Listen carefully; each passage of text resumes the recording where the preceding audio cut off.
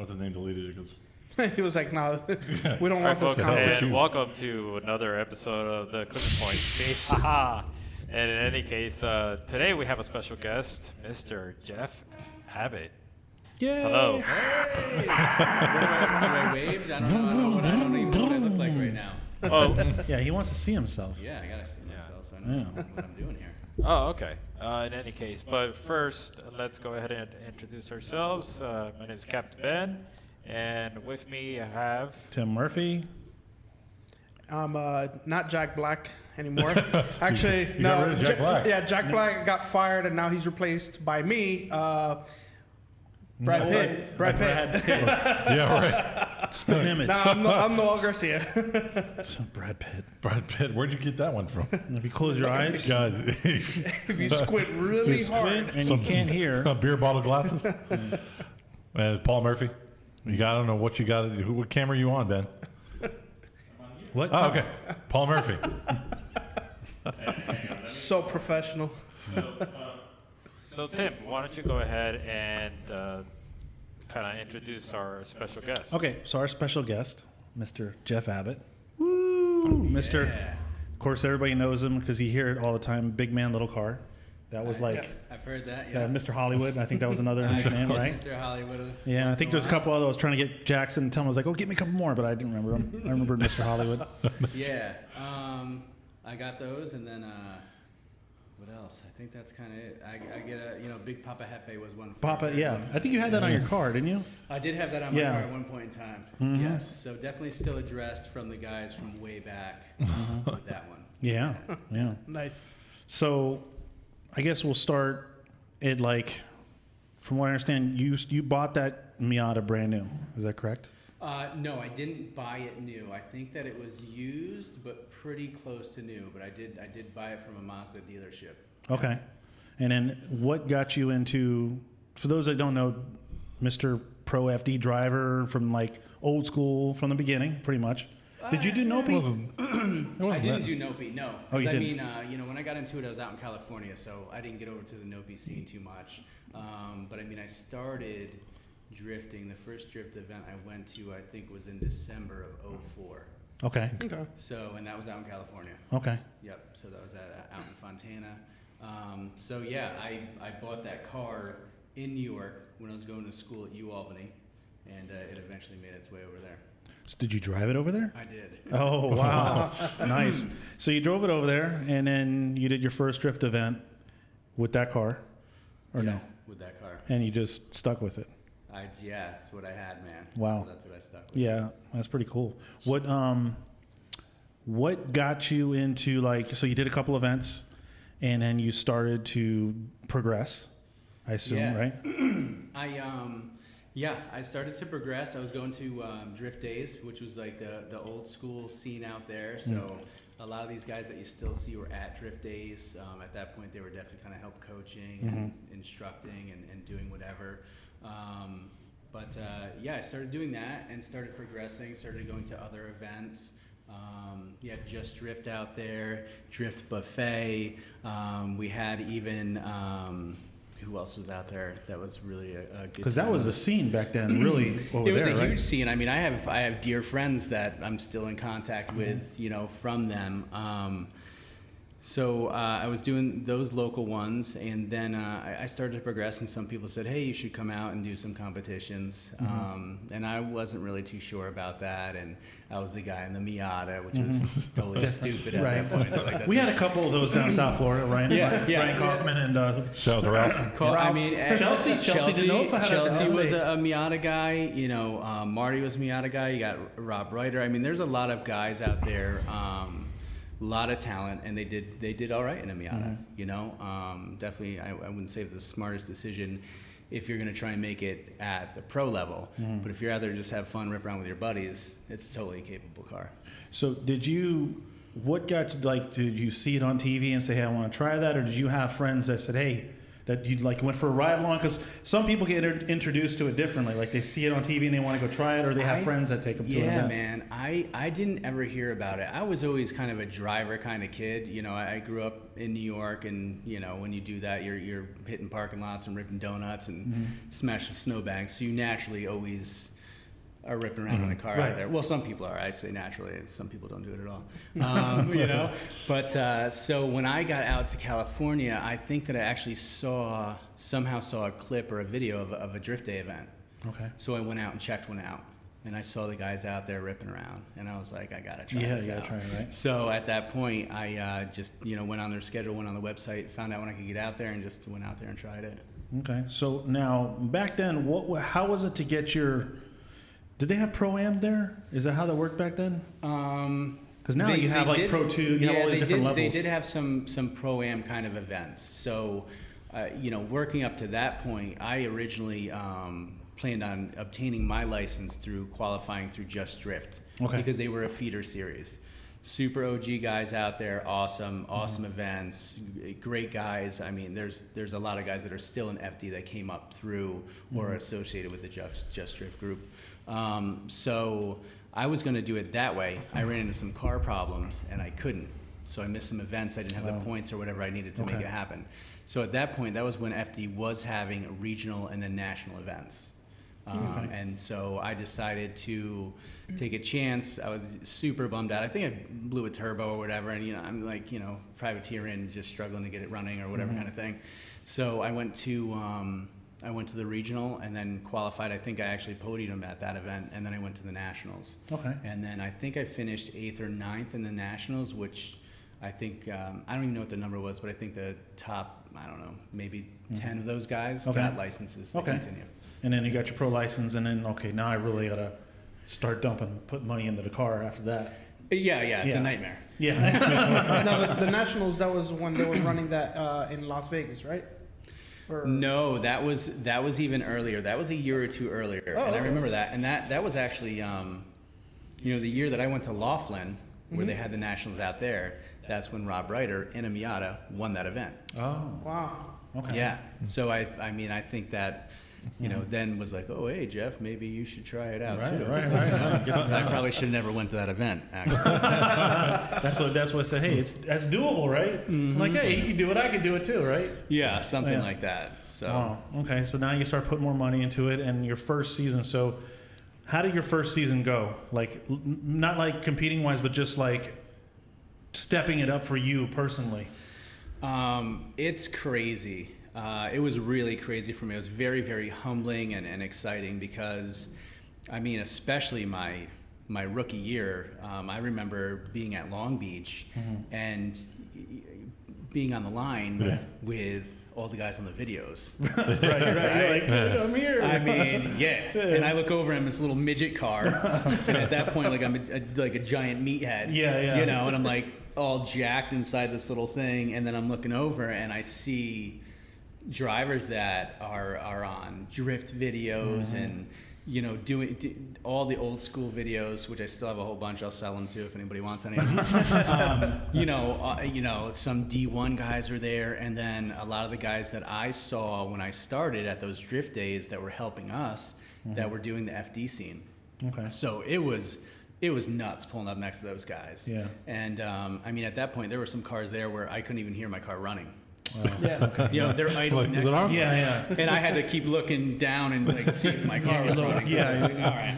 Look at the RPM. Is it okay? It's on. Okay. Exactly. And half the time my RPM gauge didn't even work anymore. It may be off. I don't know. That's a 100. I don't think that gauge worked any of the years that I did it. Yeah, you just listen to it. Right? It's all Every feel. start with a leap of faith. Yeah. Every start was a leap of faith. Is it started? Is it on? I don't know. You feel it. Wow. And so what was your car putting down your first season? Oh man. Because it was still stock motor, right? What year was this one more time? 2010. 2010. It was not a stock motor. The motor was an affordable build. Okay. And when I say that, not top of the line, but it did have rods, it did have pistons in it, good bearings. One of those like from another car, like springs for the in the head, that kind of was a little bit stiffer. Yeah. One of those kind of deals. But I think that my first year, it was making, I want to say maybe like 380 horsepower. Okay. 360, That wasn't- 380. Back then, I mean, LS1s with just a little bit of mods were normal. Yeah. So I mean, It wasn't 1,000 And you were horsepower in a race it white is car. now. no, but I mean, there wasn't a lot of that 8,000-9,000 mark cars the way there are now. Yeah. So it was definitely well underpowered. But again, it's a little bit of a different animal. The Miata's, it's a different little car. So Yeah, I mean, yeah. it could still rip pretty good. Was Right. Taki Ono still there at that time? Yeah. Oh yeah, Yeah, and okay, Taka's yeah. a great dude. Yeah. Always was a very good guy to me. Always helped me out, gave Yeah. me tips. Very, very supportive. Because I mean, he's one of those guys that loves seeing like that little underdog. Yeah. I'm He out always there. was. You're still clutch kicking like, there's almost 400 power in a Miata. I'm so if you have to. So I mean, it was really cool. Yeah. Yeah. I think you sent me some videos. You sent me some videos of you. I don't know if Ben, you ever have those at all? Some old videos of him driving. Did I send those to you or no? No, you didn't. Oh, I threw you on the spot like you put us on like live. Oh, no, you're good. Don't worry about okay. it. Yeah. But okay. Delete that other. Yeah, live delete that. It stuff. doesn't matter. I can look up some videos Yeah, in the look it up. meantime. That's what he's Hey, here yeah, for. you don't have to, man. Don't even worry about it. You just do like a highlight. Yeah, we'll edit that out and put it in. But it is live, so maybe we can't do that. Okay, so after your first, how many seasons were you in? I just did 3. You just did 3 seasons? Yeah, I did 10, 11, and 12. And then any upgrades to the car after the first season? Yeah. So the next year basically was kind of just, more of a power upgrade. I think that I kept the same size turbo at that point in time because it was still the 1.8 liter then. Right. So I think I had a GT28R on there. Okay. And basically what we did was just did some water meth injection on it. So that got me up, kind of breaking that 400 horsepower point, and got the torque up there on like 380 or so. Okay. Which in that was What size tire were you Yeah. running back then? back then I think I was rocking like a 215. Yeah, well, I think the biggest you could. Well, what size rims were you running? 17s. Well, no, you know what? I'm wrong. I was running. No, man, maybe I was. I was like a 205 in the front and like a and a like 2 Danny George. on the 17s. I had 17 by 9s. Yeah, if you look at those old pictures, man, I had like a stretch going like street style still. So I was Right. rocking like a 215/40 back there. Wow, what a different. How the game has changed now. Yeah. It's like. I'll tell you what, I think that a lot of people would agree with me still if we went out to like kind of like our local or grassroots or whatever, even at like one of those clutch kickers event, I was watching those videos. If you had the suspension set up on one of those cars on that track, I think that people would be surprised what a 215 would do on that car. Yeah.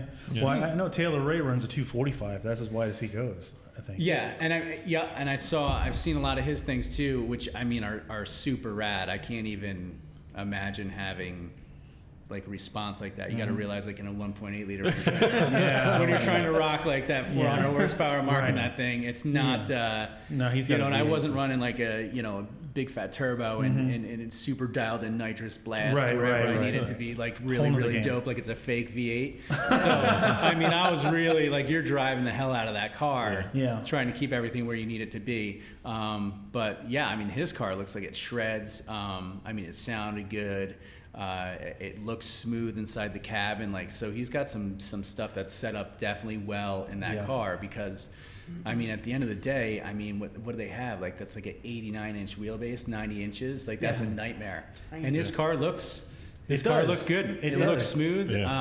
I mean, and then obviously that's his talent too, to be able to keep that car smooth. So, but I mean, I couldn't imagine having the throttle response and Yeah, the like grip that balls thing, that yeah. car has. I mean, Yeah. it definitely shreds. So. Yeah, you can put it right on Taylor Hall's door. I mean, Yeah, it- Yes, I Taylor saw that Hall- one. That's I mean, that's super rad too. And I mean that I was watching that, paying attention to that. That's why I brought that tire size thing into it. I mean that track is ideal for any kind of an underdog situation. Yeah. Right. Yeah. That doesn't let anybody stretch their legs too much. You know. Right. Yeah. I mean, there's definitely some cars there that, you know. Well, Taylor If Hall's- you got 10, 15, 20, 30 more yards on any of those They'd be- sections. I mean, we Yeah. saw a 350Z on nitrous podium, right? Was it? Yeah, Alec Honda. Alec Yeah, Honda. on that podium. Oh yeah, I mean he's a hell of a driver too. Yeah, He is. no, He he is. is, yeah. He is. You know, that wasn't like it's Bob McGillicuddy down the road. You No, know, no, so no. I mean, that course definitely levels that playing field. Those dudes with those really, really sick cars or these big power numbers, you know, that everybody's getting crazy over. You know, that's not the track where you necessarily need that. Right. You know, that's driving, and then that's going to be like I personally think, which I don't know anything, is a lot of suspension and just getting the car where you need it to be. Yeah. No, I mean, look at Adam LZ's BMW. It's not, granted, it's still 500 horsepower, but it's not a 1,000 horsepower car. You know, and he seemed to have like one of the fastest cars out there. You know, so horsepower at a track like that isn't really the thing to go after. Suspension setup, tire, Yeah. setting your car up for to be quick out of a hole and everything is where it's more important. Now, if you went to like a track like, let's say, Seattle or even the Texas track that they're at now, I mean, that's a totally different game. It's not fair, but Oh yeah, I mean, those are drag races, and those are big speed. I mean, that Seattle track, it never Yeah, got that's posted, but I nuts, have yeah. video of myself in the track the first couple times I went around it, and you can see my face and my eyes just opening more and more and more because Irwindale was kind of like a home track for me, Okay. so I was used to that bank and like comfortable with it.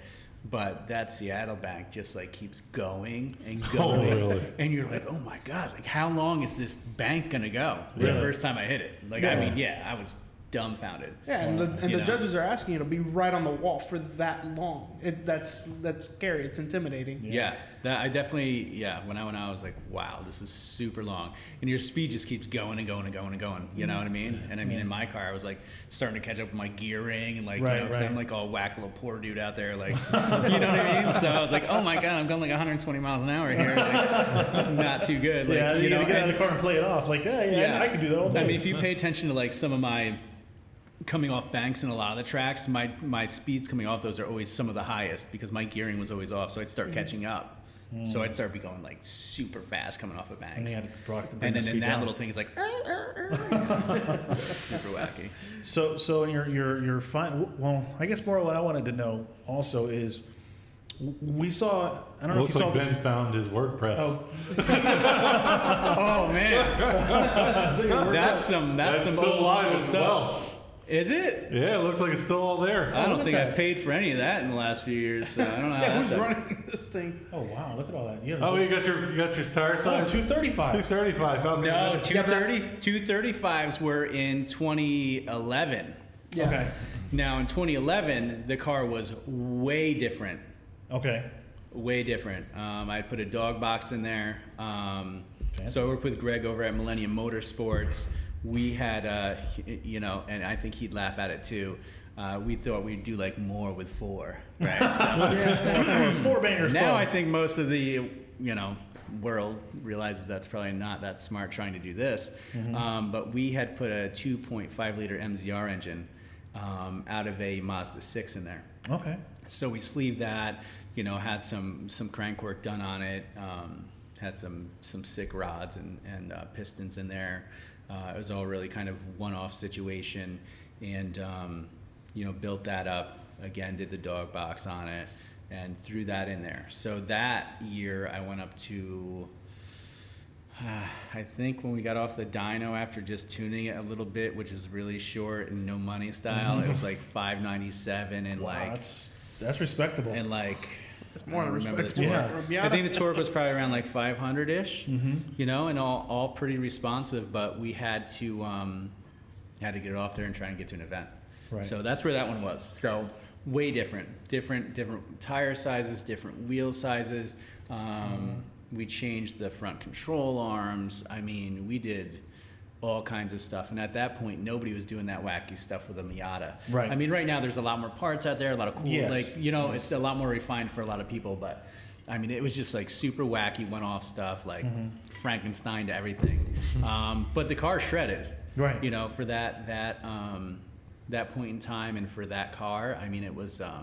It was reliable. It was held together pretty good. It held, yeah. Unless I hit something, man, it was like totally solid. You know, never failed on me. And I, you know, I did hit things, but it was pretty wild, and it definitely had not, you know, reached its potential at all. Right. You know, I think we were running 28 pounds of boost on it. We had What? definitely built that to be Yeah, in the mid 30s. Okay. you know? 27 pounds. Yeah. So, okay. 27 pounds. We're fact checking you here. We're fact checking you. Hey, bro, if I'm only 470, I said 5, so I rounded that bad boy up there pretty good. Whatever, I'll take that. We got to round up. It's a 7, so I'll go with 500 foot-pounds.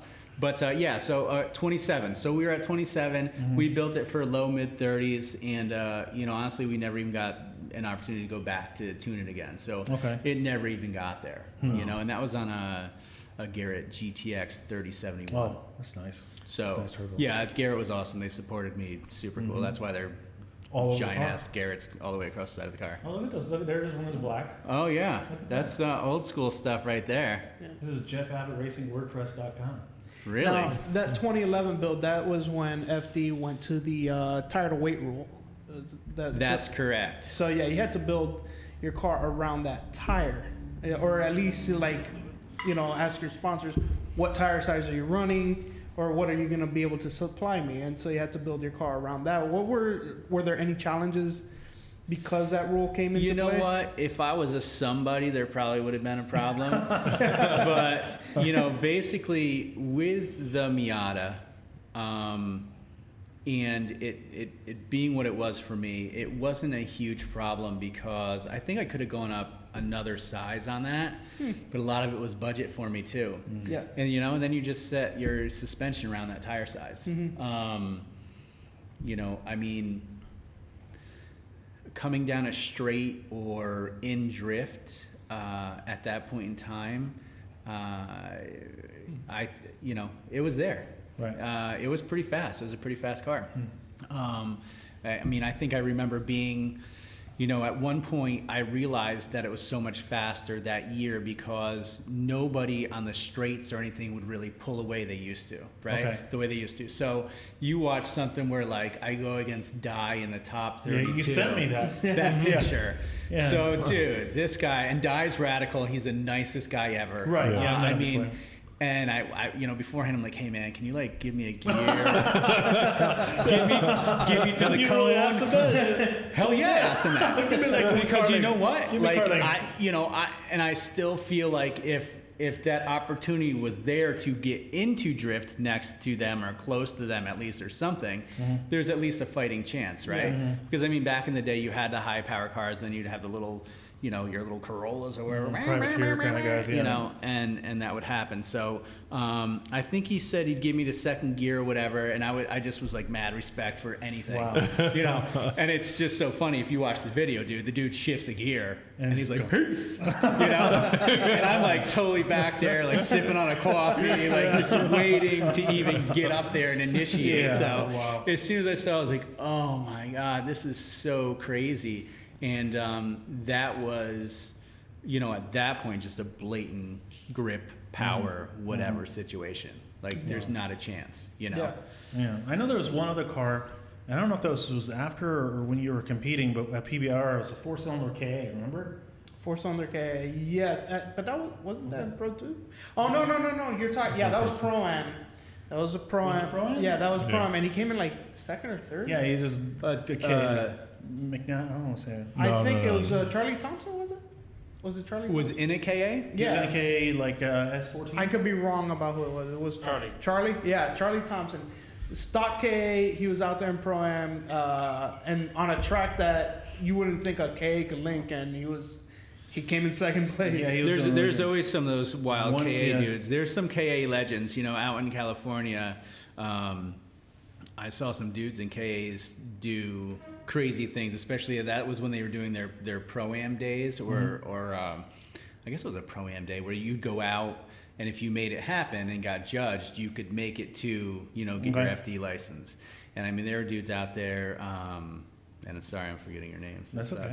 But, you know, they'd be out there like 60, 70, 80, 90 PSI in the rear and just romping the piss out of that thing and shredding. Right. You know? And I know a couple guys that got their licenses in a KA. That's crazy. Wow, You know? that's awesome. Yeah, So it's just, you know, that whole, it kind of went away from it, the whole like never lift scene and all Right. that. Yeah, You know what I'm saying? yeah. Like when you're used to, or you've been in one of those cars, like where I started in that car, I don't think I lifted. Like it was like one of those like little penny slot cars you roll, and that thing just keeps like you just keep and just keep bouncing off of it, you know, as much as you need to. Yeah. Which I think, you know, created a situation, you know, to really appreciate some more power on it too. Of course. Of course. I'll say this: when I saw that, I was inspired. I was like, you know what? I could do it. I could just do it on a stock 4AG. We're gonna we're gonna send it, you know, and that doesn't work anymore. And I don't think there's only 4-cylinder that I can think that's still out now is last year was it Asbo he was been around the 4-cylinder for a while. Well, you got but he's Turk. got Papadakis. Is Turk in that car now? Yeah. I think Turk Turk's is in the in car that Is it now. car. the same engine? Yeah. Same. And then you also have Castro. Oh, he's Oh yeah, he's was in he FRS. He's running the Or 2AR. PFZ. Oh, he's running the 2AR. That same engine But who is he with also? Papadakis. Right, that dude's Yeah. got magic. Yeah, I Yeah. know he does. Right? I mean, Yes. nobody can knock that. Like the guy is magical. He's Merlin of the 4-cylinders. Yeah, yeah. I mean, Blows the even welders back in to the what the intake. drag racing stuff. Yeah, Four that's who he cylinders was all drag. I used to And watch now- his build-offs. is just it's super wild. I mean, what they do with that size engine is crazy. That he chose and it's to. totally competitive and totally insane. It rips. I mean, it shreds. Yeah, forget about it. Yeah, it's I one never of those- seen Ryan Turk do so good. Yeah, actually, I think not Ryan saying Turk- he's a bad driver at all, but I'm just saying that car with the setup, with the perfect setup, and he's really showing. Well, his yeah. talent now. I mean, those guys, you know, anybody that you're seeing out there now, I mean, even these guys that you see at the local events or at clutch kickers that aren't the pros, I mean, there's a lot of talent out there. There is. You know, but if you get, you know, somebody that has that like Papadakis, like little magical, you know, you mix that in there, Yeah. like that's boom. huge. Yeah. Yeah. That's huge. I mean, that's a crazy thing, and that's where I think a lot of those guys, like I would put myself in that category, fall into that black hole of not having, you know, something like that, or support. falling into that support. Yeah. You Well, I know, mean, those look at guys- Chelsea with getting on Von Gitten's.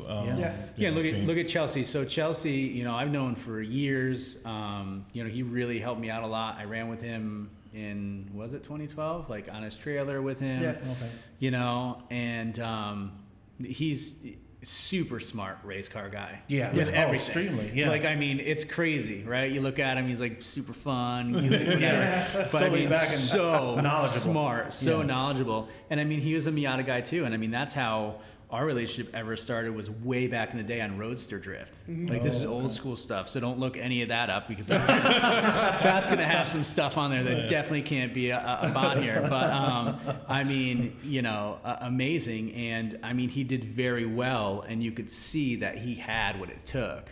And then now look, you know, somebody like him gets the support, and I mean, he's shredding, dude. Yeah. I mean, Yeah, he he's looks nuts in that car. totally insane. You know, there's a lot of drivers out there. I wouldn't say a lot. That's a lot, but I mean, there's other people out there that kind of, you know, fall into the situation where they might have the sauce, dude, but you don't have the support, man. Yeah. You Yeah. can't- Yeah. We've seen a Exactly. lot of good drivers that you don't see anymore. Yeah, We talk I've about. seen a lot of talent down here in Florida when I moved down here. There Yeah. were some guys there, and then you know, Yeah. they just kind of they fall off, dude. Yeah. You know? Yeah. Bill Stanger. I don't know if you. Bill he always was- had it. Yeah. Yeah, he I just was didn't always have the impressed by support. him, man. He was always real smooth, real nice. Had the car where he needed it to be. His McDonald's with not a crazy setup. So I mean, you know, guys like him, you throw a dude like him with some, you know, big corporate support and some phenomenal setup that actually Ryan has Kaufman? some car Ryan knowledge. Kaufman. Ryan Kaufman. Kaufman's super talented. Yeah. I mean, another little maniac, dude. I mean, you had can a throw Miata him in a when I first met him. lawnmower, dude. You know, and he can Yeah. shred in a lawnmower. So there's some guys that can just do that. You know, even after, and I haven't driven a lot of cars. Like, I can't say that. So even when we jump out of our local ones, and I jump in one of those Z's. Yeah. Yeah. When Right? you do the I'm instructing like, and dude, stuff. totally should not have had a Miata. Yeah. You know what I mean? Like, when I jump in one of those stock, Yeah, and you're yeah. just like, do, and like, I haven't driven in 10 years, and I can And you're like like, link well, a course. Yeah, I know. That's when you like kind of realize, like, if you want to have fun, you can totally shred in a Miata. Well, that's what sold me If getting you want up to try and- and, you know, Yeah. be one of those big boys, you got to definitely look into some other chassis. Yeah, you know? definitely. Well, doing the, because I remember I went to PBIR, and when I haven't said it, last time I saw you before I went to PBR and saw you as an instructor was when we did the U.S. Drift Circuit event at the stadium, and we had you in as a judge. Remember, guest judge? Oh yeah, Remember that? super scary. Yeah. That sounds like, I don't know about South Florida guys. Like, people rolled up on the judges like, yo, and I was like, this is not how this works. Everybody throw down. Yeah. But then when I go there and you're like, hey Tim, like, oh hey, what's up, Jeff? I didn't think you'd remember me, you know? Yeah. Because we never really got to like talk too so much. famous, bro. I know. Well, actually, I was thinking, I was like, wow, Jeff actually knew my name. This is crazy. So we got to chat a little bit, and then we were doing the instructor thing. And after that, I don't know if I told you, but I think I was at Jackson's shop not too long after that, where we got to talk a lot more. Yeah. Because I just show in and see if my car was getting worked on, and it wasn't. It's still there. It's a good looking car. It's a good looking car. One day, Shout out to it'll be Jackson done. Yeah, Performance. Jackson Performance. Finish my car. Super shout out. Hashtag I'll finish Tim's also car. take that car. Yeah, I know. That'd be cool too. But the rear end's done. But anyways, I was there for a lot of the rear end action. oh really? Did you record it? Oh, my car. Oh, okay. So, Never know with Chris Jackson. yeah, you never know with Chris Jackson. That's fine. So- I was just working on the car, man. Yeah, just working on the car. But after a couple sessions of doing the instructing and taking the car out, I was talking to Ben. I was like, okay, I got in the car because Jackson's just not going to finish my car. It's just not going to happen. So I got to get something seat time. And I was looking at Corollas. I didn't want a Z because they sound horrible and everybody had one. Yeah. But I ended up getting a Z. I get that. Yeah, I get that. Well, I mean, you can't. It checks all the, reliable, good, decent torque. Dude, you can, keep oil in it, and like you're good to go. Yeah, and I got HR, so I don't have I no problem. was, and again, I was out of the game a super long time. Right. I hadn't been in cars at all, but when I jumped in that car, to do the instructing, and they're kind of like take me for a lap. I'm like, oh my god, I don't know about this, bro. I don't know. People like, well, they're like, ooh, there's an FT sticker on your helmet. I'm like, dude, like you were on a tricycle when I got that sticker, bro. Yeah. So, so when I did that, I was impressed, and it's one of those cars that's. For the price, you can't beat that kind of deal. And there's a few cars out there like that, definitely, from what I've gathered. But in my experience, man, it was just simple and it did it. It's like the new 240 at Texas. It made me feel like, It's oh my even better gosh, than the- Yeah, it's better. It's definitely I'm not better. that horrible. Yeah, right. You're like, oh, I could do this. Yeah. Maybe I'll build another car. Yeah. I mean, I think I called my girl up and like, yo, man, I took this car out and I linked every single turn. She's like, what the hell does that mean? Whatever. I felt cool. Yeah, I know. It's like, hey, at least you listen to you, Yeah. I think I took my wife for the first time in the car at Sebring, last Sebring event. Oh, So I love that place. it's fun. And they support us. Yeah, you they know what I do. mean. When I went out there, man, they were just really cool.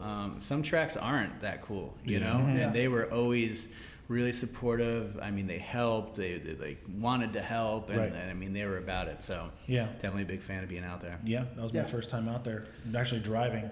So that was fun. Because usually, I didn't have a car. I got rid of the Yeah. E30, and Jackson's been crushing it and destroying it ever since I gave it to him. Yeah, And I think it looks good. First one.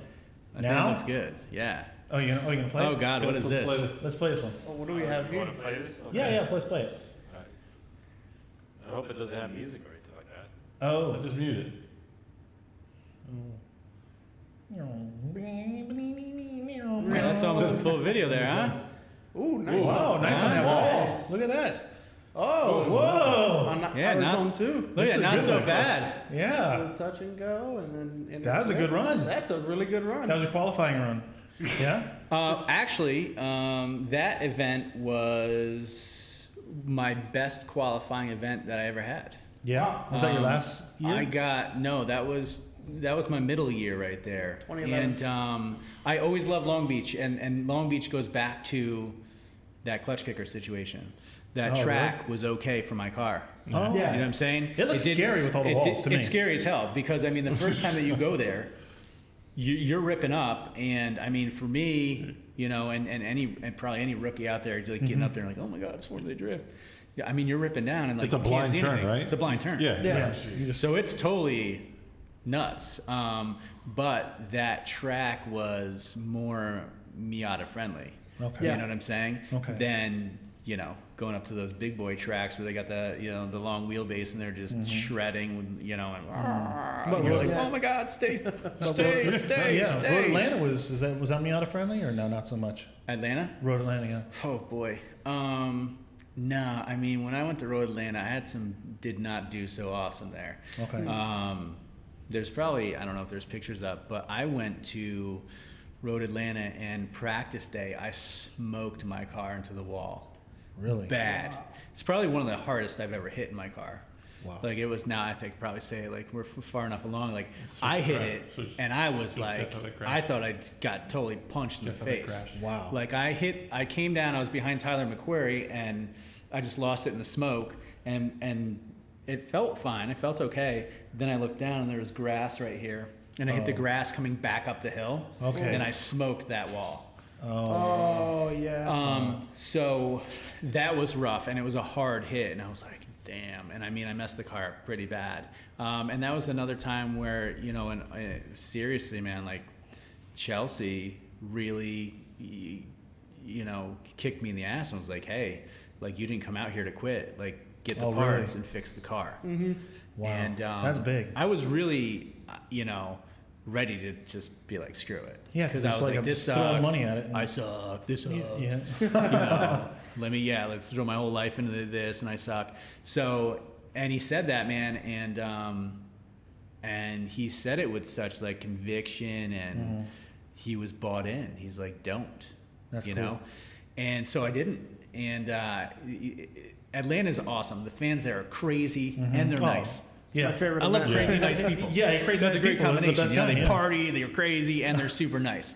So as soon as that happened, there were a bunch of people like, "Yo, man, do you need parts? This and that." And I'm like, "No, being kind of." So I'm just gonna swear, being just not tough about it, And then he said that, and I was like, "Dude, yeah." So I hit these kids up, these locals, and they're like, yo, Billy Bob's got this and that, and whatever. There's a lot of little places around there. Dude, oh, yeah. So I'm like, awesome. Call this Billy Bob guy up, and I drive down with Greg from Millennium, who was my crew chief and, like, my go-to on, like, everything. So we're driving down, man, in Georgia, dude, down these dark, scary roads. Yeah. And you can't see the next turn. I mean, I was not, I'm not like a punk, and I'm down for whatever, but it was like getting more narrow and more dark. Light. And they're there. They have trees those, are covered. Yeah, those trees that come, with Tales of the Crypt crap hanging down. So we eventually got to this place, and then there's a gate, and then like a big dog comes up, and then like some guy comes up. He's like, "Watch for the dog," So I'm, whatever. So you guys super nice. Yeah. Pull up to his shop. He's got a whole shop, big Miata guy, parts laying all over. Every single thing that we need. Let us use this press and everything. Pressed all my stuff in because I broke some knuckles and control arms. The whole Right. Blew it apart. So we got all that stuff. Went back and put it together.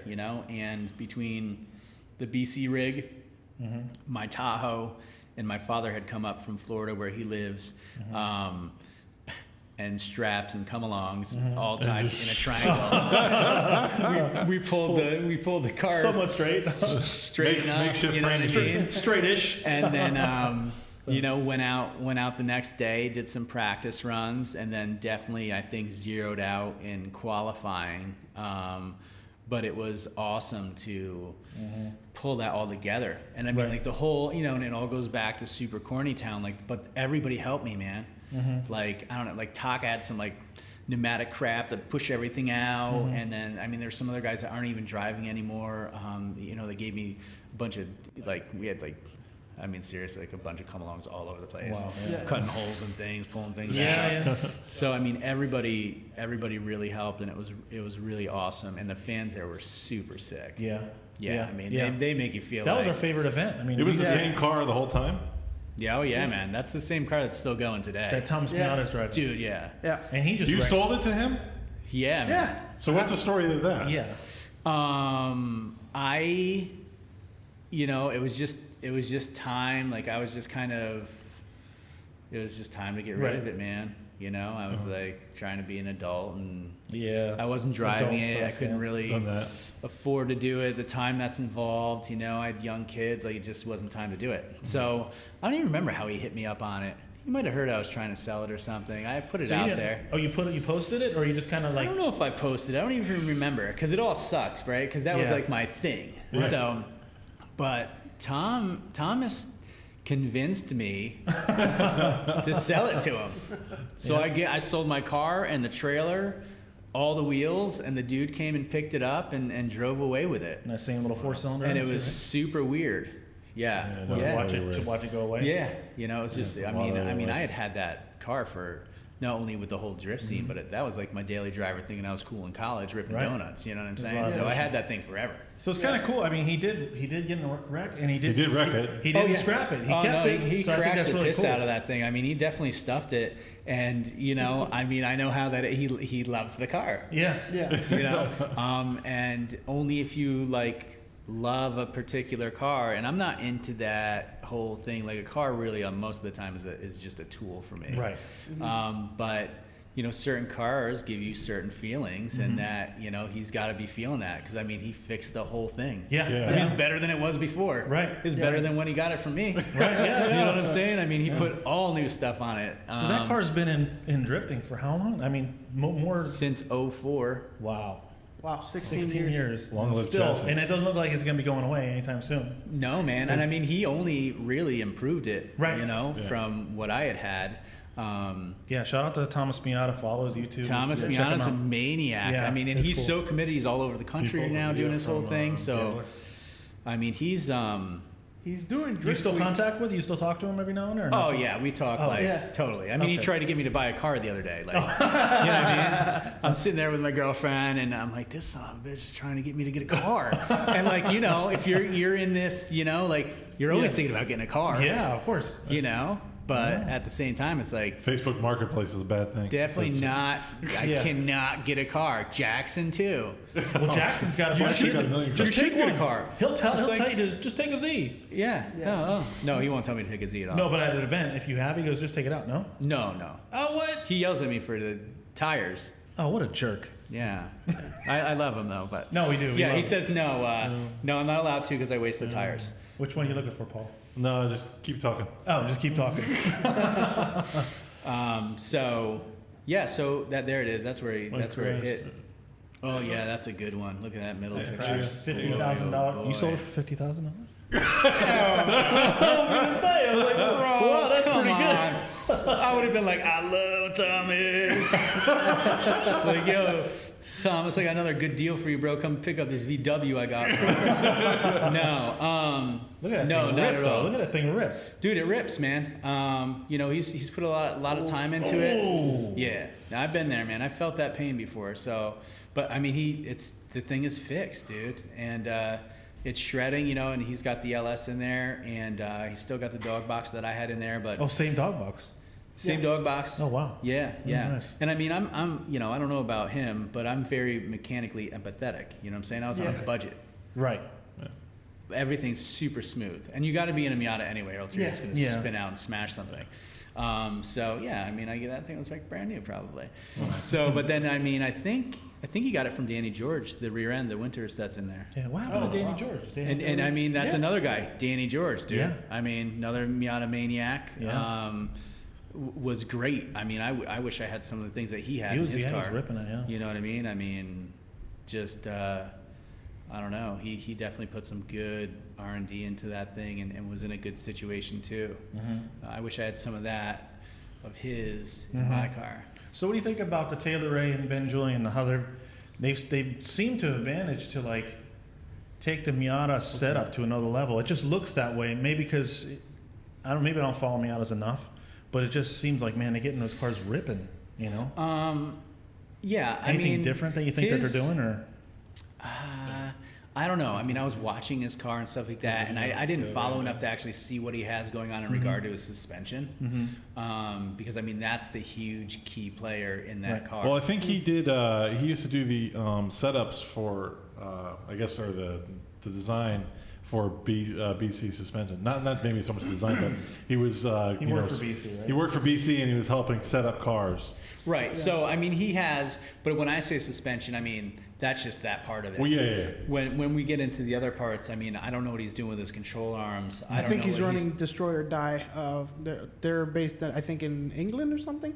But he's running their dude. So knuckles when out. I was doing that, Destroy or Die was like, you hope your weld's on the custom one. You know what I mean? So if he has the opportunity to buy those other things that are kind of already dialed in, Yeah. I mean, that's awesome. And then that could be there. I definitely think that the Miata had more potential than what we had. Right. Again, it came down to like timeline, budget. I Right. mean, how much R&D could I do? Right. Yeah. What was the angle kit? Were there any angle kits? What did you do for the car? Yeah, man. So I mean, Chelsea, it was like a superstar. Right. Like, There you go. Yeah.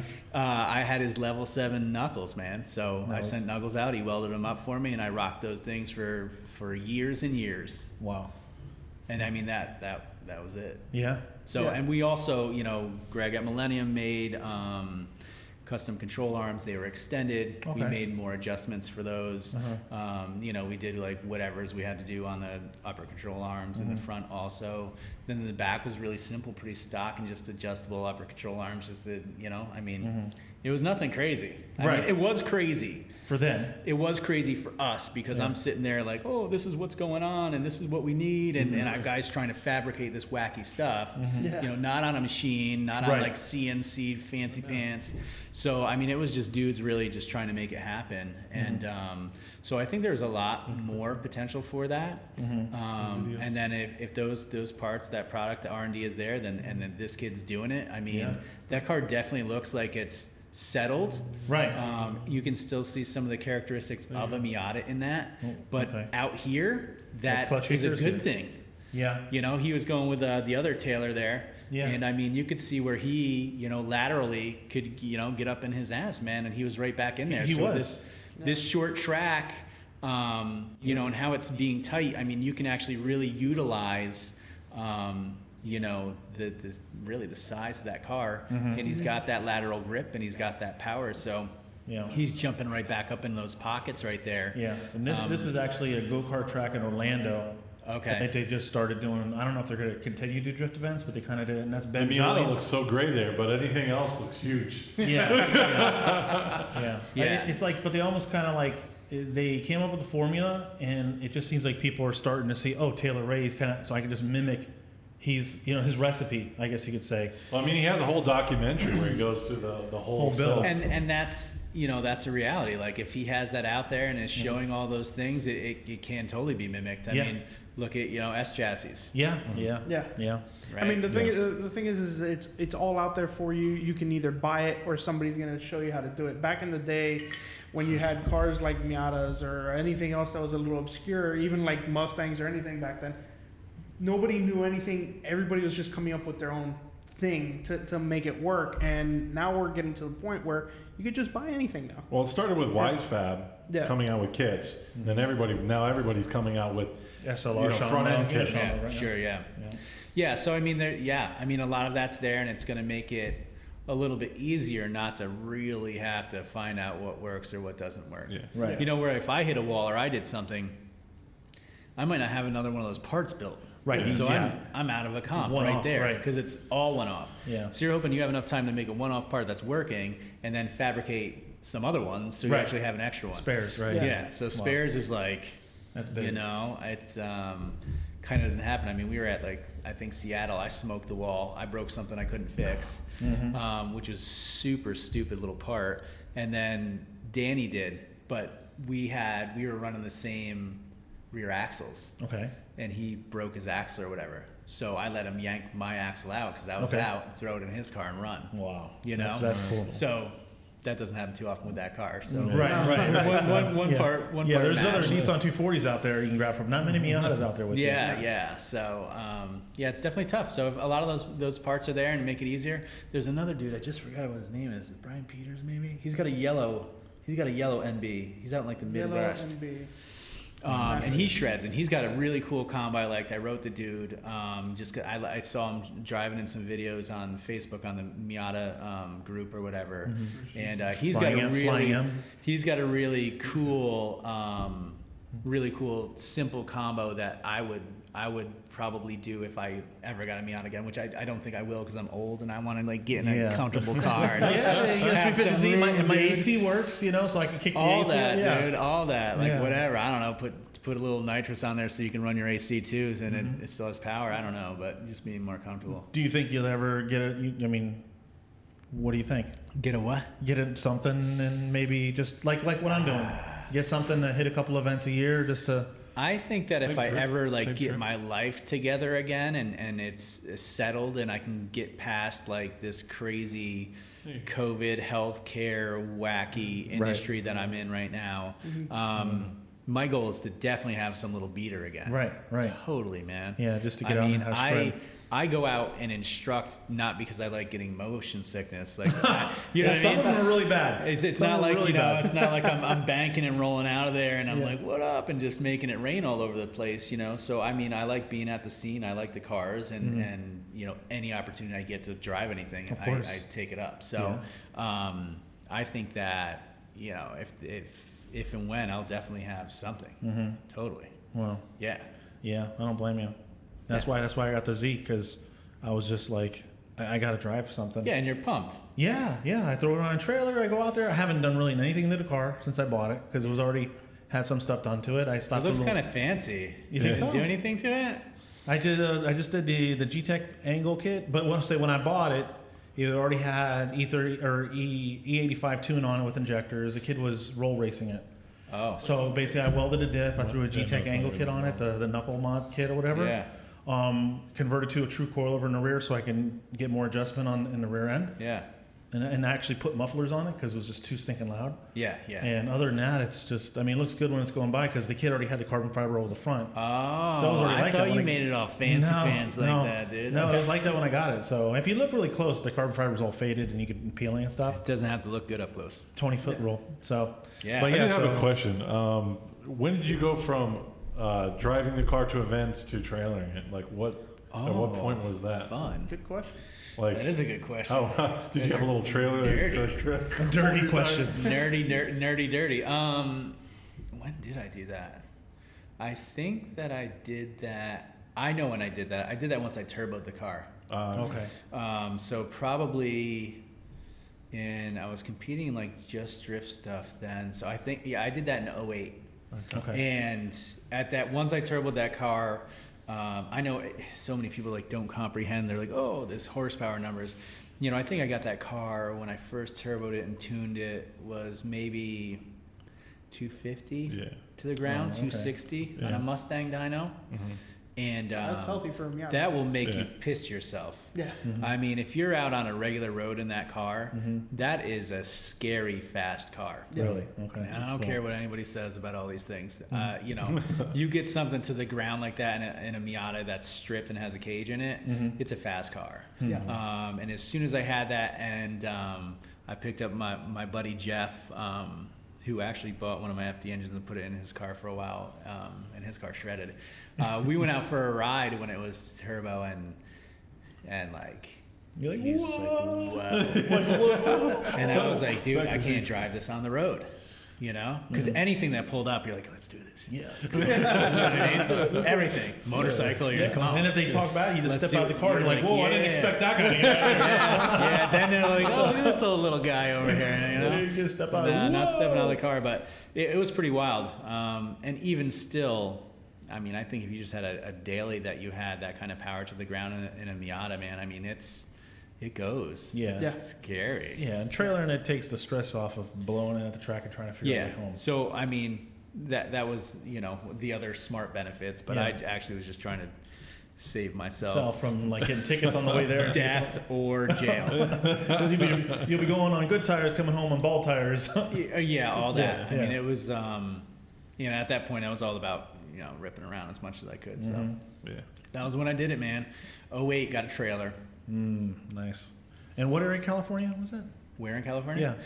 I lived in Temecula, so Southern California. I was about 50 minutes like north on the 15 from San Diego. Okay. Okay. You know, half hour, 45 minutes from Carlsbad. A little more inland. Really cool area. Yeah. Yeah. Okay. Because Yeah. it never rains there. I heard. That's what the song says.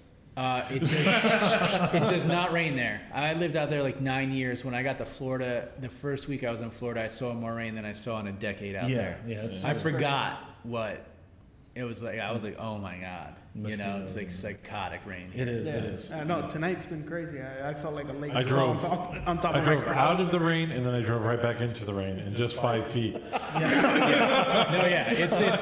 It's really wild here, the rain, and I couldn't believe it. And then I got out of the car with sunglasses on, like looking cool, you know, and they like steam up or whatever. So that all happened when I first came here. I was like, what is going on, bro? Yeah, Like, yeah. I had no idea. It's a whole. Oh, what is this? Oh, that's your guys' deal, right? Yeah. That was Oh, at that is. Sun Life. Yeah. I didn't know you bro. I didn't know you drove the car there. That was the Yeah, you did. the first and last time I drove it since an event from California. I don't remember. I remember. Oh, you do? Yeah. That was it. You know what? And I was doing that event, and I had a huge, giant, like foot-long crack in the intake manifold, man. So that was running on 13 pounds So instead you of like blew the welds 27. on the intake manifold too? Duh. Last car. Totally do. Holy There's Freddie. Yeah, You guys that know was- Freddie? Yeah. Freddie's the man, dude. He became like master tuner. So Freddie played a big role in me even getting back in that car. And there's your boy KP. KP. I'm Way gonna. to be. I do remember the drivers' meeting because I was one of the judges for that event, and KP asked me. He was like, "So what happens in a situation? I have 350 horsepower. He has 600. I'm like, you're not gonna keep up with him anyway. It doesn't matter what the horsepower is." So So that was the whole thing. That's Nick Ward. That's Nick Ward's car. Yeah, that was the whole thing that threw that all off, was because like I went out there and was like, dude, I'm gonna be able to shred this course and just be a smoke show. Right. And I was like, my car would take off super fast, no spin, no nothing. It was like super drag traction. Uh-huh. And I was like, what the hell's going on? But nothing was going off, nothing was wrong. And I didn't have a computer to see what kind of boost I was running. Yeah. Right. So I was running like 13 pounds instead of the 27. Because you had the crack. in So it. that's why, like, right here, I'm not just like There's no smoke. melting people's faces off because because the thing was. Now, don't get me wrong. I mean, it still probably had 300 horsepower. Right. But that car was not set up for 300 horsepower. You know? That was a fun little. Those were fun little events. I like a little Yeah. hop. I didn't even notice there was a hop. Yeah, that was Yeah. super cool. well, that was the hop that Giacomo crashed on. Because of that, he like turned out, and then his car was midair, and he got on the brakes and went right into that K rail that was weirdly placed. Did you know Nick Ward before this or no? Kind of just online-ish. Okay. You know, not necessarily like in person. No. Right. But I knew a lot of people like that. I mean, that's how I kind of knew KP too. So. Yeah. Yeah. We knew KP because he had his own zone at the County Line Dragway. Did you ever come to County Line Dragway? No. Yeah, I went there one You time. did? You guys pulled me like up on top of like a Oh, trailer. that's right. Or whatever. Okay, that's I'm right. like, oh, hey. This is Jeff Abbott. Hey, Oh, Jeff my gosh, Abbott. Jeff. Hey, Oh, you cool. know, Like he's not Slurry driving going, anymore. like- Beat it. Yeah. We actually had Asbo come They out were to like- that one time. Osbo's super cool dude. I mean, I Yeah. met Osbo at a D1 licensing event. He Okay. was a judge. Okay. So I was there, and you know, he was judging the event, Right. and that's how I met him. Yeah, he's cool. And he was super cool. I didn't even know who he was. He's like, Right. "Oh, hey, I'm Frederick Cold." Yeah. And I'm like, "All right, cool." And he was a really nice dude, you know. And then after the event, I found out who he was. You're like, oh my I'm god. like, this guy's like a champion, super badass. And then he showed up, you know, and that's when, after that D1 thing, that was so you could get your invite, and that was something I always wanted to do, and always wanted to be able to go, my D1 invite. Yeah. And so I did, and that was awesome. I actually qualified first at that event, so I was Nice. feeling super rad, especially in like a Miata, Mhm. right? And then yeah, that's when he came to Long Beach after that event, man. It was just shredding. Yeah, he was I think he shredding. finished. He podied him at that event. I think Came- so. When he Yeah. first came, his first Well, I mean, season he came was out of in- nowhere. Yeah. Right? Well, And he to was in those the- that didn't know where he came Right. from, right? So, I mean, he just showed up and was just shredding. Yeah. So, and he's always been very, very cool. I got to do a really cool event with him over at Texas Motor Speedway, Mhm. where just a few of us went over to do kind of like a demo or whatever in front of like the NASCAR crowd and like Right, the Indy okay. crowd, and that was super sick. The crowd loved it. Oh yeah, I never. You know, when you were drifting by the crowd, you could hear the crowd over your driving. Really? And I've What? never heard that. Wow, Ever. that's cool. Ever. That's Like, you're unreal. and then you're, Oh wow. and I was like, damn, like thinking like, that's just blow my blow off valve off. Like, I've I got loose a vacuum leak, right, or something, and then you're like, dude, that's the crowd, Wow. because it's just super gnarly NASCAR cats waiting there for the truck race. Right. And they're, you know what I mean? They're all pumped. They're down with tires like spinning, second pack smoking of, up. yeah. Yeah, they're like, Wow. yeah, now hit each other and blow up. Yeah. But it was real cool. It was a real Yeah. cool event. Well, But my- he's always been a rad dude to me. Well, that's the thing. That's the thing about drifting. All right, so like the NASCAR crowd, a lot of the NASCAR crowd, they like the action. Like they like to see Crash. the crashes, the burnouts, and all that. And we're pretty much doing that all the time in drifting. Well, that's how I So- explain, you know, that situation to people that have like no idea or whatever. Like, I mean, you're really getting to do all the cool stuff about Right. cars. Yeah. Right. You get to go fast. Yeah, you get to be sideways. You get to do burnouts. Be You loud. get the smoke show. It's loud. Yeah. It's all You know what I stickered mean? out and big wings and. I mean, dude, right? Yeah. You know what I'm saying? If you want to throw a little rice on it, then it's Yes. totally rad. You Still. know, I'm a ricer at heart. I've So, always been I- into it. Yeah, Oh, yeah. yeah, totally. I mean, you can get underglow and just go shred. I'm I've always Yeah. been into style, so yeah, I'm always down. I mean, for that. I'm totally into it. So yeah, it's all the cool stuff. You know, you can't go wrong. Yeah, that's what's holding me on. My proudest moment with my E30 is when Asbo came and I let him drive my E30 around the track. Oh yeah, that was so cool. And I was like, oh, Yeah. yes. Yeah, he's a He nice had an E30 a long He time had, ago. well, I think he started in E30. I think that was one of his first cars that he was drifting in. Yeah. I watched some of his older videos. Tim never cleaned his interior since that day. So Yeah, no. Oh, I just left No. the dirt Yeah. on I there. still have huh? the same steering wheel. If ever, Wow. It's in his E3. He smells Can I it. use the He bathroom? sniffs it Yeah, out. go ahead. We'll take it. let's Gotta take a pee break. Yeah, take a pee break. All right, so he's going to take a pee break. Yeah. Okay, Ben, where were all these videos, man? You are totally not prepared. Where were you doing? Did you get like a hard cider back there or something? Look, video. Where's the videos, Ben? You're like, oh, let me search. There are videos. Yeah. I just didn't know what direction things were Okay. gonna go. Yeah, it's Okay. fine. Yeah, it's fine. It's fine. But we have. Do we have a any couple of questions? Well, actually, surprisingly, nobody. I think we should have. Nobody's pointed this out in the watching us. chat, but if anybody has any questions for our special guest, feel free to put it up, and we'll go ahead and pass it over to him. But we have some returning guests like Ralph. Okay. Ralph, oh, well, this is perfect. Of course, he's watching this one. Sideways all day. By the way, shout out to you, Noel, MVP from Henry. Oh, thank you, Oh, thank you. nice. And, we Our got, rematch is coming. Richard, which I'm having trouble pronouncing the last name, and he mentioned that when we witnessed the monsoon, and I'm sure he's talking about the U.S. Drift Circuit. Yeah. Oh, Oh, yeah. And that the infamous Splash Mountain That was- entry. That's a whole nother debacle there. Mhm. Okay. What is that a debacle? It was just crazy. It just ties into what you guys were saying, how Yeah. crazy the weather is over here. Yeah. Oh, yeah. How it just rains and rains and rains, and then when you have an area that has no runoff, It no just drainage, floods. Yeah. I was it just saying creates because a of lake. I'm just saying because of the outcome of what happened there, But I mean, it was a We got a lot of rain clutch kickers too. yeah, we did, but we didn't Clutch have kickers, a full lake out there. We had a mini. Oh, it was we had pretty a bad. pond. We had a pond. First turn was pretty bad. Did you see some of the Yeah, I saw some Robert videos. Goodwin's photos? He's got like these splashed Yeah. candy Booster splashed tails. walls of water. Yeah. Yeah, well, but like in Florida, like you said, you could drive in, you'd be pouring rain, and then you get a break and the sun's out, and then you're back in the rain again. Oh, So yeah.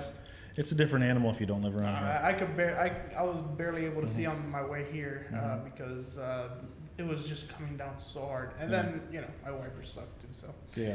maybe I should fix that. So where do you guys want to go? Do you want to go over that V12 Miata? Do you have that video? I could look for it. While, See? that's Didn't we send those? Like, wait, Oh, he's like okay. he was drinking. Oh, Like, I don't know. Yeah, a little Like, what was swing Ben of- doing? You're sucking back a bottle? What was the call about? Like, when did we have a call? It's okay. It's okay. It's okay. Okay. Well, it's interesting to see how, the life of that car. And like I said, that he bought that car. I mean, it wasn't brand new when he bought it, but he bought it. That's crazy. And it's still out there. And what's really cool, how Thomas Miata, he could have easily Retired that car. retired that car. Another Miata, But instead of retiring the car, he decided, no, I'm going to fix it.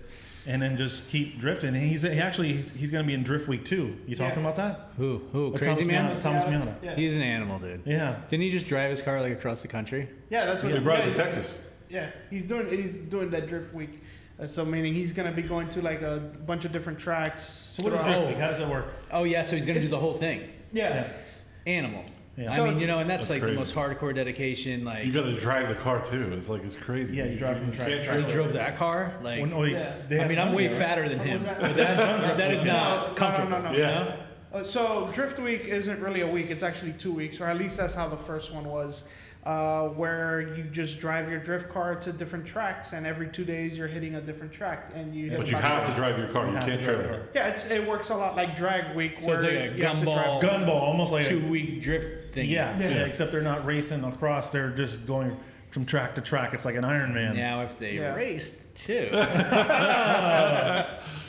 I don't know if the cars can make it. Yeah, I don't know about that one. no. I mean, it would end up horrible. But I mean, if they were gonna do it, But the concept's- entertainment-wise, that would be Yeah, really sick. I mean, a lot of these cars aren't Figure street this out. legal already. Find a, So, find a good, yeah, I mean, find a there's a good- lot of find a actual good like part to- pro-am cars going out to these things, and they're driving them on the street. I think that's entertaining enough. Now, if they Yeah, I race them, mean, yeah, I'm with you. I would Look definitely at his car. I mean, Oh, his look at this car guy. Wait a minute, is wait a a fat minute. LS He's- with a he's- dog box and a quick change rear end. He's driving across the country. I mean, that's who, totally Thomas? yeah, and Yeah. that's nuts. And Yeah. I think I saw you had headphones on or Yeah, he had earmuffs on. Yeah, it was crazy. Yeah. What does he have in there? Is an LS what is in there? I don't know LS LS's, three bro. I or- have little tiny engines Yeah, and I know. turbos on them. But it's a big American engine in there with that tranny and rear end just screaming in your ears, just making your ears bleed probably. Yeah, that's terrible. And then at the last one, you had Dustin Miles in what was his street car. It's not a street car. I think. Oh, Dustin Miles didn't. He broke down today. Yeah, he broke down in Pro 2 today, so that's something we'll talk in a Yeah. future episode about. But the last Drift Week, he was driving the red car that we Oh, saw okay. at the first Clutch Kickers events that we went to, and that is not a street car. That thing has a dog box. It has I'm not sure if it has a winners in the rear, but Yeah, but the dog box enough is loud as hell. yeah, right? I mean. Or Well, I mean, I think that if you have a dog box, period, street car is kind of. Out the Yeah. window. not really. I mean, in a street car, I feel like you should be really worried you're gonna break your transmission. Yeah. Yeah. Not know that it's gonna do anything you tell it to. Right. Yeah. Well. But I mean, who am I? I mean, Yeah. Well, you know what I'm saying? I got a VW wagon, so now. diesel. So what is this? This is He's still trying to cue something up. Oh, so, cue something up. Okay. so So let's put a scenario out here. It's 2021, and Oh, you next you year. decide, you know what, I want to go back to FD. I know with how much it costs now. You came a little money. You know. You came into a little You won the lottery. Then And my you're like, alarm goes off. Go ahead. Yeah. What would you build, knowing what you know now and what you've experienced in FD? Oh, What would wow. you come out with? That is Would you do a Miata super again? wild. No. No. You know what? If I hit the lotto and I was super balling like that, I would definitely pull up in a Miata. Right. Just to be a jackass. But I think that I would probably, unless I had some kind of, factory support from somebody, Okay. I think that I would probably do a BMW. Like an A46. Okay. Like Yeah, that, something like that. Yeah, I think that I would. And then I would do that with just one of You can those play the volume. super fat, Just the music. disgusting LS engines Yeah. in there. And you have to call up Chelsea. Yeah. Hey Chelsea, I got an A46. Hook me Yeah, up. sure, right? He You knows call it, like- up these wizards on that, and he's one of them, And yeah, I would do that, and I know where I bring the engine over to my buddy Greg at Millennium, who's done some totally psychotic LS builds. Right. That would rip your house down on low boost. Nice. And throw that in there, and then I'd reach out to Rick and get one of his totally beautiful, those beautiful transmissions that he has that are just all like bing bang and bing bang, but they can handle like 1,000,000 horsepower, and do all of those wild things. And then it just would be seat shred. time, And just yeah, seat seat time, time. right? You know what I'm saying? Yeah, that's what it comes down to. I don't think, I can't sit here and think and say that I am as talented as a lot of those guys in there. But With the I seat do time? think that if I got some seat time in a machine like that, I wouldn't embarrass myself. Well, no, I don't think so at all. And like you said, with that support, and it really comes down to having that support Yeah. and be able to get that in between competition seat time. Sure. Like some of these guys, Yeah. like My last year, I never had a practice. So Yeah, the so- last year that I drove, beside the event I was at, Mm-hmm. beside the one time I went to a track after we built that car and changed everything on it, I never practiced outside of an event again. and that's hard to be consistent when you So don't have the seat time. that's horrible. So yeah, I think that, you know, if I got one of these, like, I mean, these machines are amazing now. I mean, Oh, they're yeah. these kids, even at like these little events, like Right. Ripping. they have some crazy cars. I mean, Yeah. it's The insane. scene is tremendous. I've never driven a car like that, so I Mm-hmm. can't even imagine having a car set up so well that you can have one of these kids that comes out that's been doing it for less than a year, Right. and they look amazing. Right. Right. Yeah. You know? Yeah. Yeah. Some of the kids come out of like nowhere, and you're like, and he's like, oh yeah, I've been drifting for a year. And And I'm a not half, knocking 2 those years. kids. Good Right. for them. No, Super I high know. five. Wish that I could just have one of those cars. Yeah. Don't get me wrong. I would take. You want to give me one? I'll take it any day of Yeah, the any week. day. But I mean, yeah. I mean that matters. And I mean, I was told that by the best of the best. Like, get rid of your Miata, get a more competitive chassis, and then you'll be a somebody. You know, kind of a thing. I'm sure they didn't say it like that. That's probably how you heard it. I mean, that's that's where That's it's at. basically what they're So, saying. Pretty sure I heard say I that. think that that plays a huge role. These cars, you know, I mean, there's cars out there like any dummy can get in and look okay. Yeah. If you drive a supercar, it's easy to drive a supercar and go fast and do things that Right. you can't do in another car. Yeah. So, yeah, one of these things. Yeah, I think that. I think that I'd probably go with like a BMW. You know, they're cool. They perform great. Aftermarket support. Make it, you know, ridiculous and have just a big giant jalopy American noisemaker in there and just shred around. Yeah. I'd be way into it. Yeah. And it's crazy. You can, you know, a lot of these pro cars, yeah, they run them through the ringer and everything, but you could buy them now. Like some people, for sale. Yeah, a lot yeah, of people they'll sell them. them. And I mean, Yeah. well, look at Osbo's Corolla IM. It's for sale now on eBay for like the third time. Nick Novak bought what was Alex Hilbrun's BMW. Drift Games bought Von Gitten's old Yeah, so- Mustang. So I mean, like, of course, you know, this is having the money not only to buy it but to run a car like that, because running a car like that is a whole program. How many old Pro FD cars did Daigo buy? Yeah, he bought all. of them. Yeah, and that dude's wild. I mean, That's you another know, level. that's another guy. You know, you brought up that experience. I mean, you pull up to a guy like that on the line to run with, and you're just like, oh my god, Yeah. it's Yeah. crazy. Yeah. And I'm like, "Brr, brr." And then you can see him like shift, roast him, shift, Right, roast right, him, right. shift, roast him, shift, roast him. And I'm just like, please, like, get closer. So, I mean, yeah, seeing that stuff is awesome. And yeah, I mean, even, you know, being around somebody like that is just nuts. And he's always a cool dude too. Yeah. So a lot of these guys are just really, they're all pretty chill dudes. They just Right. love car stuff and they Right. love people involved in it. Did you ever get to drive with Daigo in your last year? I think I got to do some practice laps with him, you Yeah. know, and I mean, I've got, you know, a little bit of like bro down time, like in the pits, maybe with like a Heineken or something with Yeah. him.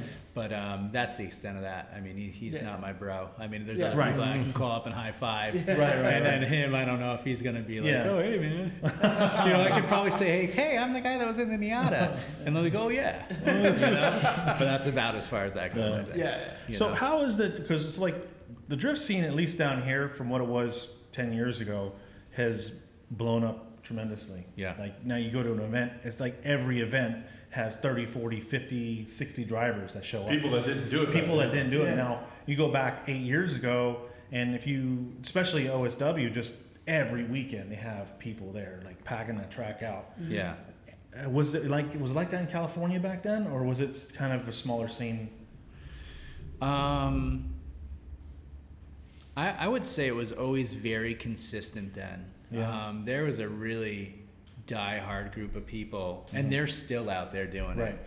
And I'm friends still with many of those people and supporting them, and I think that it's awesome. I don't know, you know, when we compare that to our events down here, we have, I think a lot of people across the country don't realize, we have a huge crowd down here.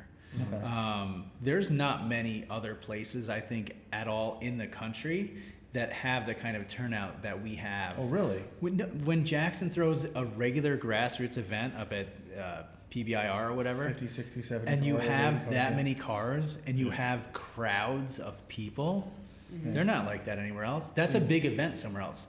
Yeah. That's just dudes broing down, you know what I mean, and hanging out and just shredding on the track, Really? having fun. That's not a huge competition.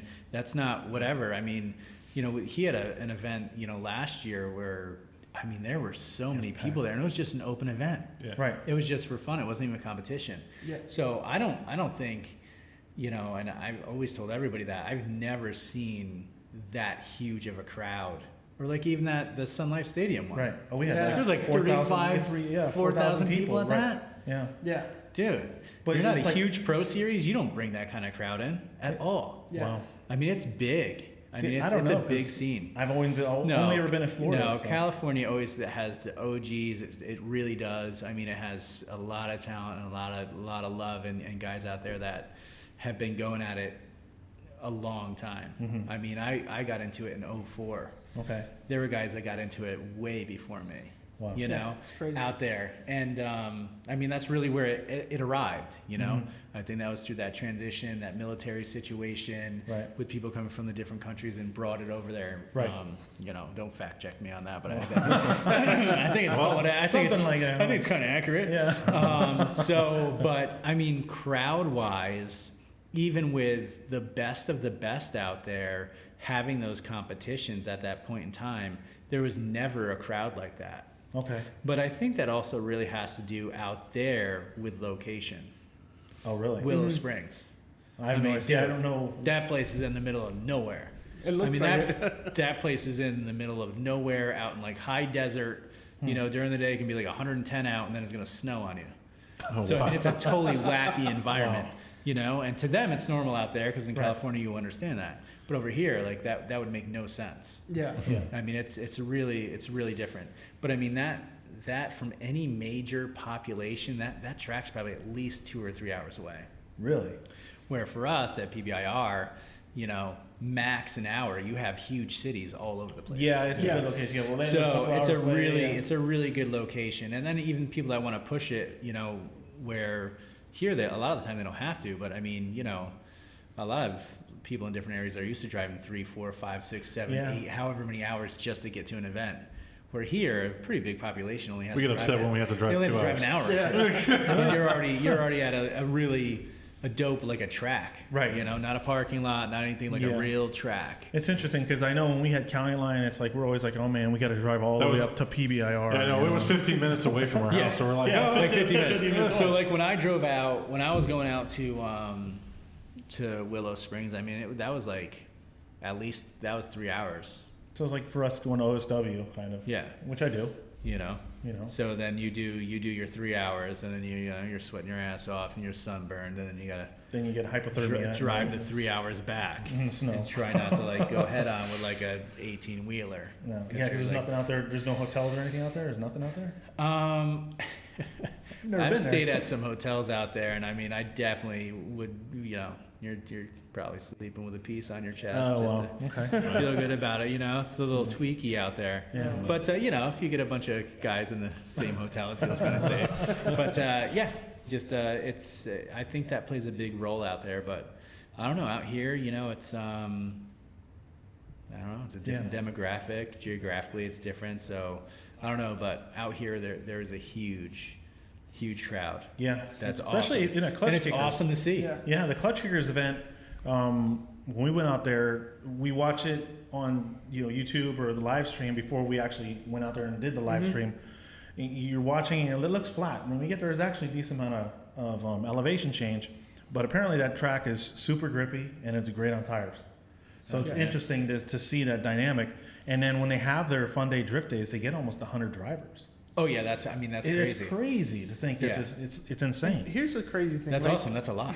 Yeah, that's insane. The crazy thing about all this is that back when we were drifting in County Line and all that, we had maybe 30, 40 cars show up, 40 was a lot. That was and we 40 was a lot. might get 15 runs. Now there's more people coming, and there's more seat time somehow. I don't know how That's they're- people spinning out.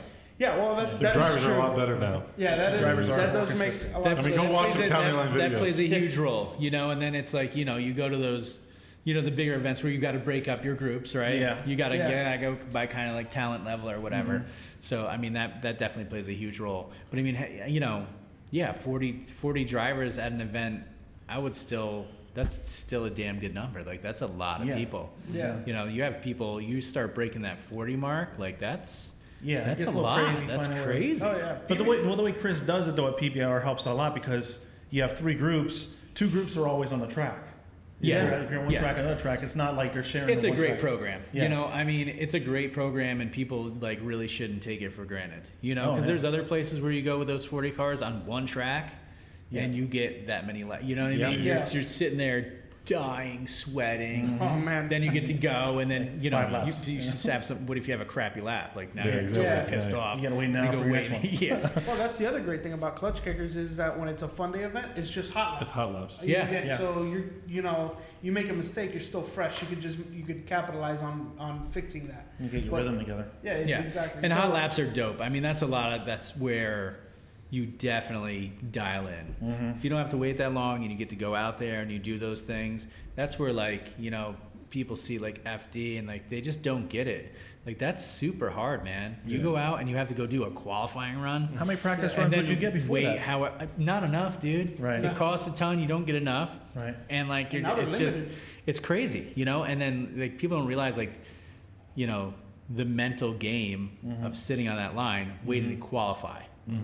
Like it sucks. Yeah. Speaking of mental game, I know we're going to move to something, but this was a question that and I'm glad you brought that up. The mental game of competition, the competitive mental game. How Yeah. much? Because we saw a little bit of that, and we see that at Clutch Kickers. Yeah. You see where you got pro driver that's used to playing the competition game, and some of the other guys just like, oh man, let's just throw down some 6 runs together and see who wins. You know, how much of a factor was that when you were competing? Was that happening a lot? Like people brake checking each other? Was there people? I don't know. I mean, were that's people like- kind of playing straight up? Or? That's like, yeah, I think that. You could be political. It's fine. I'm not worried about anybody.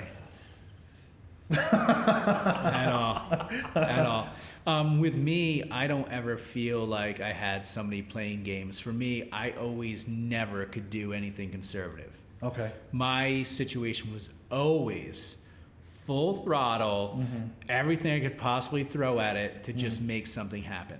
Okay. I never found myself in a position where I could be conservative or just kind of make sure I get by and it's Right. okay. I couldn't do it. Okay. But I mean, in regard to the competition, I definitely think that, yeah, I mean, there's definitely, everybody's got a little bag of tricks, dude. And I mean, I don't necessarily would say that anybody's like cheating or anything No, like I'm that. not saying that, but I'm Or saying push- they're- that's what you guys are saying. So, no, man, but I mean, sure, there's some It's not cheating. It's just playing the rules. No, because you're not breaking the rules. There's definitely people go out there with a game plan. Right. It's like anything else. It's like any other sport.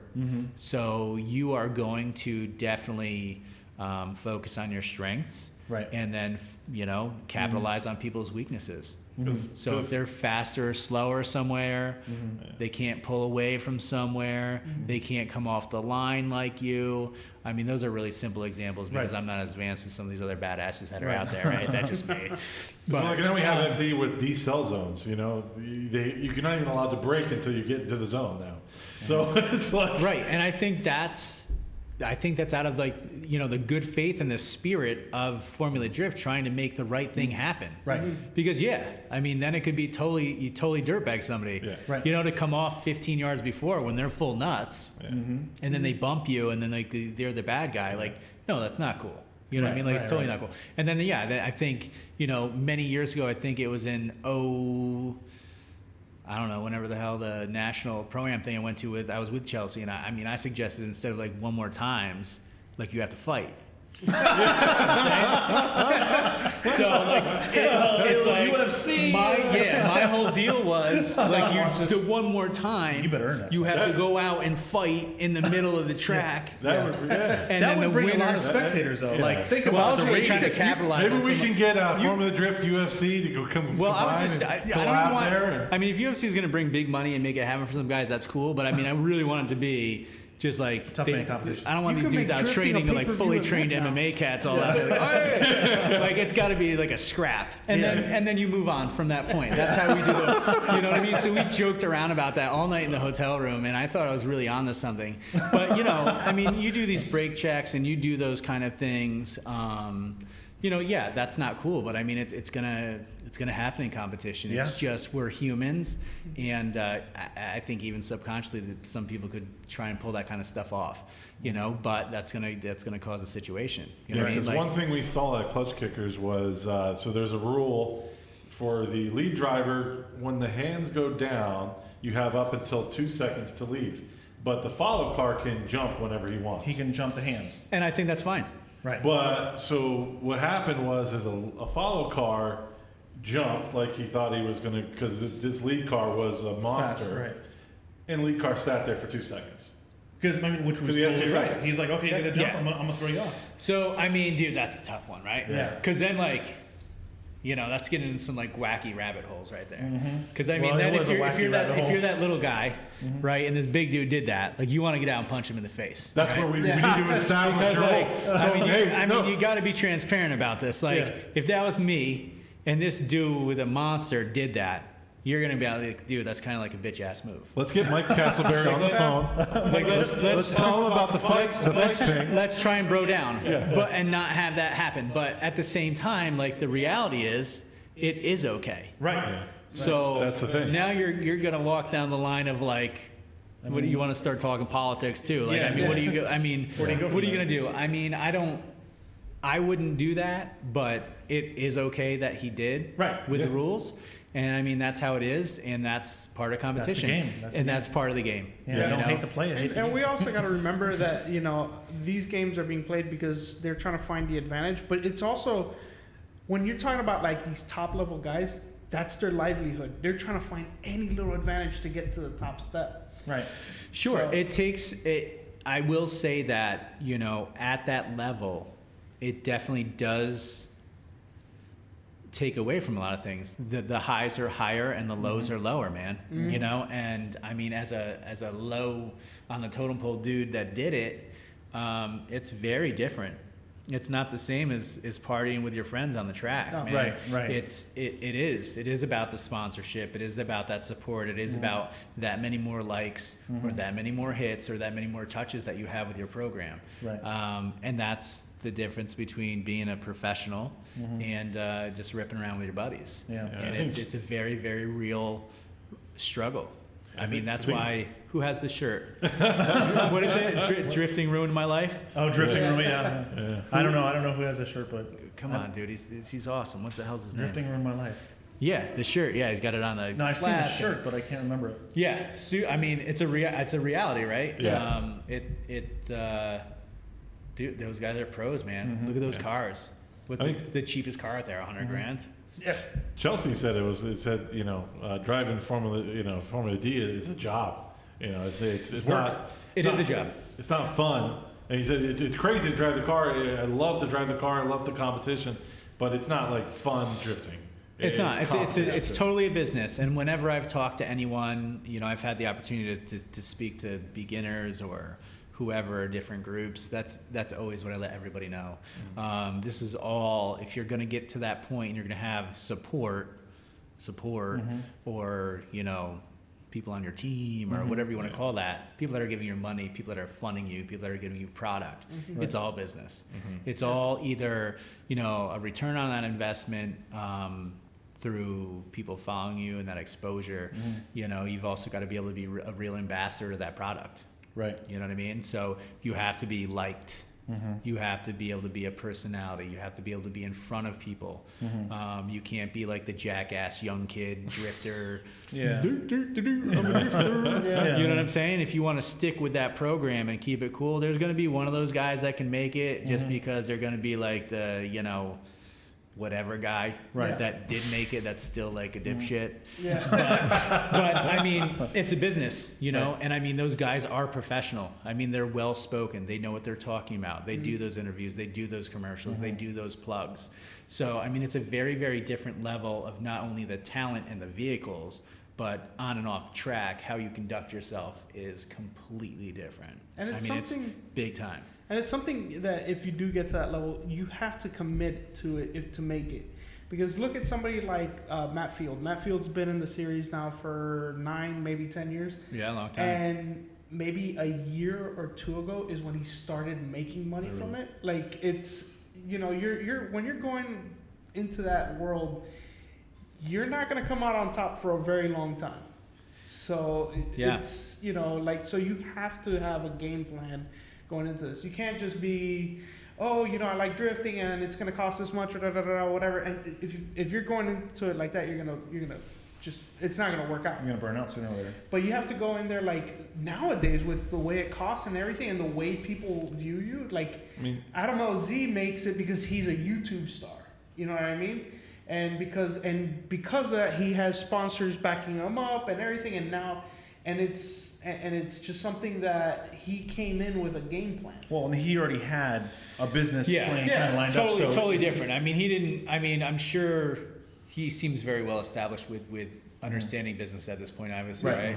So, I mean, he likely came into this with a game plan, right? But not only with a business plan, a game plan. You know, he already had investors. He already had that interest. He already had huge potential warm backing. Right. Totally different than a Matt Field, dude. I remember the first time I met and saw Matt Field. So I like Horse Thief Mile, I think. Yeah. Like whatever year it was, at a Just Drift competition. Came down, the dude was shredding it. You know what I mean? You know, goofy California kid. Like the rest of the people that were out there. I was always a little bit older, so. So you know what I mean? Yeah, I know exactly what you're talking about. But I mean, now, total business. Still having a good time, still has a smile, still a fun dude, always rad. But I mean, you know, you know, kids like him, people like, I say kid because I'm not that much older, but geez. Right. So, I mean, they conduct themselves differently. It's a business, it's a profession. I mean, and they are pursuing that not only because like they obviously love that sport, but they also probably would like to eat. Yeah. Right. Yeah. So what do you how have long to, did it take Asbo to get his first championship? I mean, Asbo came in there. He came in hot. He's a little special. Yeah, he came in. He came. I think the only one that came in hotter than him was James Dean. I think James Dean, was one of the first ones. Well, he already kind of had it warmed up though too. Didn't he come back or whatever? Yeah, and then he kind of came do in that? 2010 and then came back in 2017. So then he 2010. I don't think he did what he wanted or what people thought he would. Yeah. And I didn't get to know him that well, but in passing was always a cool dude too. Yeah. But you know, and then he went and put his time in somewhere. You know what I'm saying? Right. And he prepared and he got everything together, and then he came back with a solid program, solid skill set, and just obviously Dominated for 3 probably years. way more focus, and Right. came in and shredded. Well, now, let me ask you something, and I know you've probably heard this instructing. You know, the kid that's out there, you know, oh man, I just love drifting so much. I'm gonna build a car. I'm gonna go pro.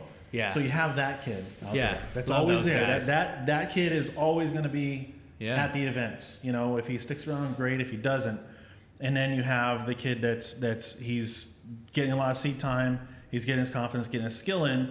And that's more likely the guy that's going to really stick with it You think? and make that, huh? You think they're really? I mean, I don't know. I've been to the events now. I think there was more people like that back when we used to. I don't know. When we did the instructing, I swear More every time people I like instruct- which guy? like which Okay, guy? well, that's what I'm saying. Back when we were doing county line, I felt like there was more people that wanted to go pro. And now you go to a drift event, and it seems like everybody was, I just want to slide, man, whatever. Yeah. Oh, really? That's what I felt like. I don't know. When we did instructing, I swear every night there was at least 2 kids that I instructed said they wanted to eventually they wanted to go pro. I think that there is always some of those. Yeah. There's always going to be that person, and if they stick with it, they might be that dude that was like, yo, I'm going to build a crazy car, I'm going to be a pro. Right. And then if that kid sticks with that and does that, then that's awesome and super high five. Right. But I mean, I also really, really dig and support, and was more my style, the kid that put in that seat time in that little crappy beater, Right. and loved it, and either they progress and they pursue that competitive part, or they just have fun and progress, or maybe don't progress and just they're the dude that you see at every single event that is super cool, Right. and they just want to drive. Well, what my question was going to be is basically that guy right there. Yeah. He's been doing it for three to 4 years, okay? Yeah. And he wants to take the next level. Doesn't know how to build a program because most of them don't. They're just Yeah. focused on trying to get the car here. What kind of advice could you give somebody like that? Like, where they pretty much got a handle on their car. They're building their car because as you progress, you need to build your car faster. Sure, yeah. So they got the idea of that, but now it comes into where you have to learn how to market yourself. Yeah. So where would you That's advise tough. somebody to learn something like that, or is that just something that you just trial by fire? I mean, for me, I was fortunate enough because I had already been a professional business person at that point in Okay. time. I was involved in healthcare. I handled operations and sales. So dealing with people and being able to speak well, I had already done that. Okay. So with these new kids, and when I say new kids, I mean that it's very difficult, man. Like it's hard because a lot of the kids that are coming up, when I say kid, I'm 20, 30 years old. Right. They don't know about that, a lot of them. And they probably won't. A lot of these people don't have experience in business or having to in person. Sell themselves, basically. Right. So where a lot of this in drift, it's still a lot of person to person. All right. You can't go down and be doing your autograph session and, be texting your fan or whatever. Right. No. You've got to be able to communicate one-on-one and Yeah. stuff like that. So I think they just need to get out there and, learn to talk to people and get fired up about it. I mean, geez, if they even have to, I don't know, get out the Toastmasters, man. Toastmasters? Toastmaster, where they Yeah. teach you how to speak in front of people and all Yeah. that stuff. Oh, You know, stuff Ever like heard of that? No, I never heard of that. Oh, yeah. Here's an idea that it just popped into my head. Oh, what no. what about this is Does Please that do don't with share. 69? Don't share. no, it doesn't Don't have to do share. with- no. Because usually But 69 pops in your head. 13th Yeah, I know. hour. I thought we trained you not to do that. Yeah, well, too bad. So let's say you go into a Pro-Am series, but this Pro-Am series should be somewhat a program for you to be prepared to go into the next level, Pro 2, Pro, all that. Why doesn't somebody in one of these series actually come out with like some sort of like small little lessons that they'll email out to the other drivers, like teaching them like, hey, this is what Yeah. you're gonna be Huge fan of that, dude. Huge fan of that. I think that really needs to come from, the leaders of it now, the pros that are there now. Like a I think mentorship? that there's guys out there right now, and I don't know that they are, but I would think and I would hope that they are, that are out there being mentors and trying to help that way. I think that, it's bringing it back to the stuff that I've seen. I think Chelsea's been out there and done that a bit Yeah. and helped with Yeah, those he things. has, yeah. So I think that anybody that's out there that's not just like a totally selfish bastard should try and give back to that community and help these kids that really do love it and want to make it happen. I mean, Chelsea has a drift school. Yeah. He has a drift school, but he's a good guy. No, he is. So Yeah. I think that he probably gives back more than just like Oh, yeah. your clutch kick and your shifting Yeah. and those things, and helps teach those people and guide them in the right direction for them to be able to come up with a program and be an ambassador and be able to show someone that they're going to have an ROI on their product or on their money and be able to continue to grow the sport. If these guys that are kicking ass right now and that are all over TV and have commercials and they're at Napa or AutoZone Right. or whatever they're at, they need to be embracing these younger guys and bringing them up, because as a leader, you need to be able to replace yourself. And I think that they should be doing that, and there should be more of it. Well, what did we hear? We heard Adam LZ say that Chelsea told me that I need to put a clutch delay valve. We heard who else? What's the other guy? Louis Lizardi, say yeah. that, you know, Well, Chelsea has always been out there like helping out everybody. that's- He's easy to technical bring up. advice. I have a relationship with him. I've worked with him. He's helped me with so many things. He's a local dude to He's a lot helped of a you lot of guys. people, So, but again, I mean, he's a really good example of hustling, driving, hell of a driver, very intelligent, and gives back. Yeah. He's done all of those things for many people that we all know. And I mean, look at him now. You know, he's got like a special at, I don't know, some parts store, dude. You know, like exactly. he was out there ripping around in some parking lot, you know, a couple of years, several years ago, but you know, and now. Right. Right. And But now, he I put mean, the time now, into now, it. now it's awesome. So he put his time in, but he didn't keep it to himself. He helped a lot of people, and a lot of people help him back for that. So I Yeah. think that it all comes back around. It's just about, you know, being good to people and all those warm and fuzzy things. Well, I know you got your girlfriend here, and I know you're already here longer than I think you were planning on being here if she's still awake. But Closing comments? Yeah, I guess some closing comments. You guys have any other questions maybe to close out? Anything? No, I think we covered pretty much everything. Yeah. I think we did pretty good.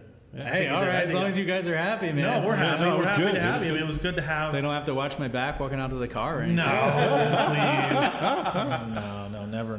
No, that was a good episode. So Eddie, as far as well, you kind of already gave us some advice as far as new drivers that are coming up, on ways they can either plan their future career or just start really thinking about, is this something that you want to take to that level, because It's a big commitment. it is a big commitment. And don't expect any kind of instant gratification. Right. It's not a video game. Yeah. It's not a keyboard. Like that stuff's got to go. This is people stuff. This is socializing. This is being around. You know, Well, there you go. people. You got to put your big boy pants on, is what he said. Ben, you've been kind of quiet back there. Yeah. Is there anything you would like to mention? You want to sign us off, or? I just want to know where people can follow Mr. Abbott. Oh, so you're still on Facebook, right? And Instagram? You still? I'm still on Facebook. I'm not like super active on there. I just like pictures of my kid or like a fish, my girlfriend. Like, so there's no like real cool car stuff. There might maybe be like, in a few years. You never know. maybe in a few years. Yeah. You know, I definitely want to get a beater. Don't get me wrong. When I can, I will, and I'll get out there and crash that car. So, that'll be cool. But I mean, I'm on Instagram. You know, I try not like melt my brain on that too much, but that's just at Jeff Abbott Drifts. So it's pretty simple. Yeah. Nice. You know, and You check out your WordPress. Dude, I didn't know does that still work? Like, I guess it's up. It's still there. We found it. Well, I probably owe them 20 grand. I don't know the last time I even looked at that, so that's hilarious. But yeah, man, I'm just busy trying to keep together like anybody else, man. Just trying to be a good guy, a good dad, and just you know, pay my bills and on time. all that fun grind. Nothing too exciting. That's funny. Yeah, no, I mean, I'm glad you made it, and Yeah, no, I appreciate it. It's really cool. I haven't had a chat like this in regard to car stuff, like in front of more than one person at a time in a long time. Right, and I haven't meaning to have you on. There's a couple other people I want to bring on here too, but I really enjoyed getting to know you more when I was going to Jackson's shop, because it was always just like, hey, how you doing? And it's how you didn't really, but going there and spending like, you know, an hour here, an hour in there, and just jiving with you over all kinds of stuff, you know, life and ragging on Jackson a little bit, and what the crazy stuff that goes on at Jackson Performance, some of the stuff that he does. Yeah, I love that. I got to spend some good time there, and I still think it's a front, but it's I don't know. no, man, great place, good guy, and you know, he's one of the handful of like you know, good people that I've met down in Florida. Yeah, so, yeah, absolutely. Totally. Well, so there you have it, everybody. So we had Mr. Jeff Abbott. Yay. And he's here hanging out with us. And I did want to say, Noel, do you know if there's any pro drivers that are coming out of Florida right now? Pro drivers out of Florida. I mean, other than Adam LZ. Adam LZ, you have possibly. You got How Kevin about Lawrence. Kevin? Kevin Lawrence, yeah. You got wait, hang on. I mean, how many Pat Gooden. up in the ones that are coming Is up? Pat still driving? That one's that came. Well, he's not driving this year, but I'm pretty sure that he might be able to get the same program that he had with Matt Field. No, but I'm asking about up other and comers. new guys. Up and comers. You know, I can't think of I any don't off think the. there are. In Pro 2, you mean? Well, I mean, there's Pro 2 or does anybody Brandon that's McDowell, Brian McDowell. but he was in Pro 2 last Isn't Aaron in year. Florida, or is he in Georgia? No, he's in North Carolina, Oh, okay. Concord, North Carolina. I don't think there are. Not at the moment. I For mean, how much drift events we have and how many drifters we have, But that's what I was trying to say. Well, Pro I 2, don't see- Pro 2 now is what FD Pro 1 was back then. I mean, Totally. the Pro 2 guy as a whole is like... The whole series is so much more advanced. Yeah. I mean, way big time. I mean, yeah, the commitment level is so much higher. The machines are insane. Yeah, you gotta be 600 just to really... Do you need a license I to don't get know into that Pro 2? 600 counts. Yeah. Yes, yeah. you need... So you need a It's a feeder series? I don't know Yeah, if you need 600 to will do do a it Pro either. Am. No, yeah. It's wild. So you have to go to a Pro Am to get a Pro 2 and then Pro 2 to Pro 1. Right, Yeah. so the feeder Pro Am series then. Yeah, cool. So here's the thing. All right, not to extend this too much longer. 'cause we were trying to wrap it up. Yeah, I know.